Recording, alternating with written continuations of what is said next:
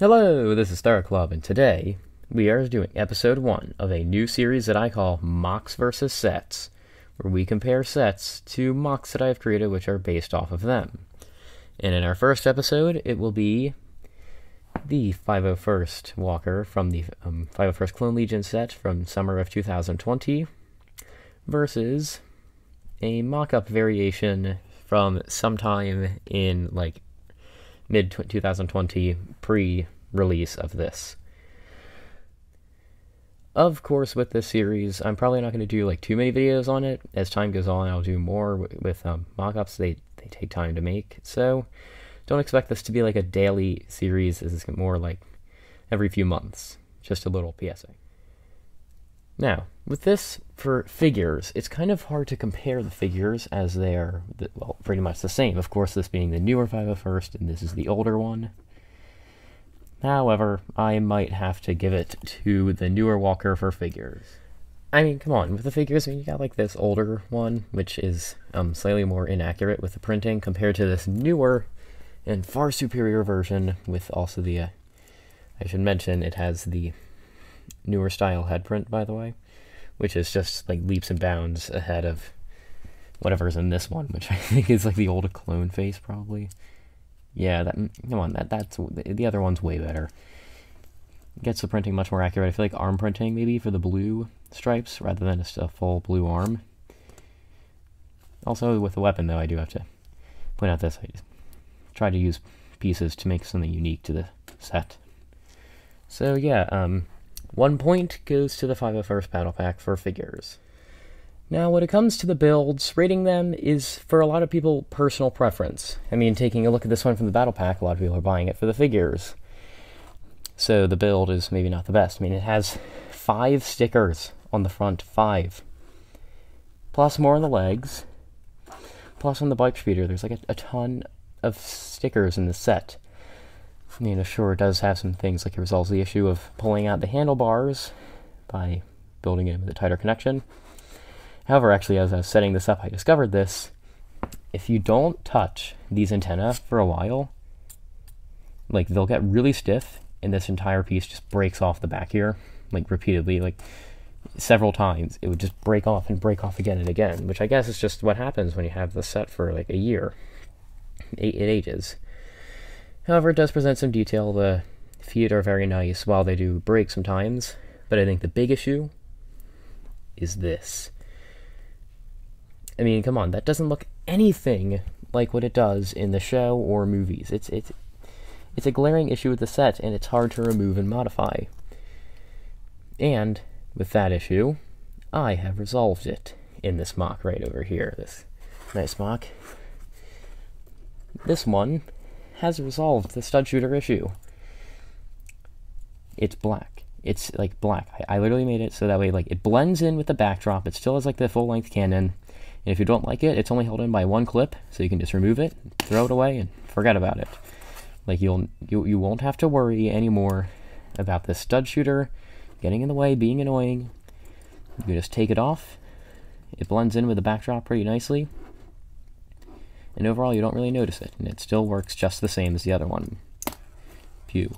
So, I also, in the legs, added some more stability by having these really solid feet parts, as well as extra support in the back of the leg. Also, there's some more blue on the overall leg components. It's nice. These don't bend as much, but it still gets the job done. They have a lot more detail. Coming up on the top, a significant decrease in sticker components, which is really nice. I do not like stickers at all. I prefer them printed. Their prints are uncommon. So I used these older ones from the original ATRT. I actually had 2 of those sets, believe it or not. So I don't know why I broke them. I didn't understand the value of sets at the time. Coming around here, you can see this is pretty nice. So there's a weapons clip. Here we can clip in this. Actually fits in pretty nice. There that is in the back. And then a kind of hidden away almost binocular component. So that way it's not sticking out in the back, unlike some sets here. And also the front, unfortunately I couldn't find This piece is in red. I couldn't find a blue one. I know I have a blue one somewhere. I couldn't find that. But also, I did resolve kind of like gaps in the front by trying to make it all like one solid thing using angled parts. And overall, it kind of, I think it flows well. You got like this kind of arced piece, and then some of these slanted pieces. Like, I try to make it like flowing, like make sure that parts can go together. Also, this does fold back and forth. It has several different hinge points in there, so you can adjust it to however you want to. So I'll put the figure in both of these, and then we can take a look at them from there. So here are the 501st when they're in the walkers, and as you can see with this one, I added the fact that you can like he can like peek over the whole vehicle and see, while in the Lego version, his eyes are practically like level with the edge, like this piece right here. Which, if like for accuracy, it would be pretty nice to make sure that your troopers can actually see where they're piloting their walkers. Also, a small detail is that in the Clone Wars there are floodlights, I believe, on the walkers, which have been incorporated with some translucent blue pieces on this walker. And overall, when it comes to like winning this category, I might have to give it to the Moc. And while sure, there's that annoying red piece, it's just I can't find another one at the moment. I think it tackles a lot of the issues that this one might have trouble with. Like, for example, if you put it on the ground, it's going to take several hits for the legs to start to bend in. Furthermore, the stud shooter is like really well, like nicely hidden in with a dark backdrop on a shelf, and it's also very easy to remove. While this one is just, it's all stud shooter, and it looks super inaccurate and weird. I think with this one, it conquers stability. It tries to have flowing components in it, like mixing everything together, really trying to avoid gaps where they are present. Also, I just want to point out, like, that piece here, you can wiggle that around a lot. Unstable components. Now this one really like tries to keep it all together. Like it does that, but it's solid. It's really solid.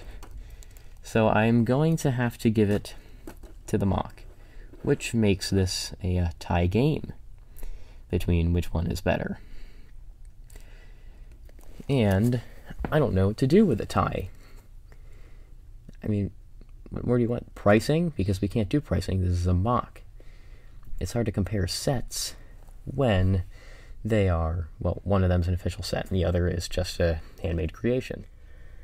So, after doing some thinking, here's what we're going to do. A displayability category. Which set was better on display? And this is where the Lego set is kind of in trouble, because, as I mentioned when going over the build in general, we see that this one has a lot more detailing and accuracy than the Lego variation does, which does not help the Lego set at all, especially when people are like complaining about how it's not in scale with the other sets. That bark speeder is gigantic, it shouldn't be that big. This is too big as well, probably. So, for displayability, I'm going to have to go with the Moc. This, I don't know, it's more detailed, it has more components into it. It's not like a battle pack where you have like limitations for the price and everything, even though this was a super battle pack where they did add like an extra $10, because I'm pretty sure it's an extra $10 probably. But I feel like being able to like divert all of your attention to one build for the set really means like you can focus more to it, you can add more detailing.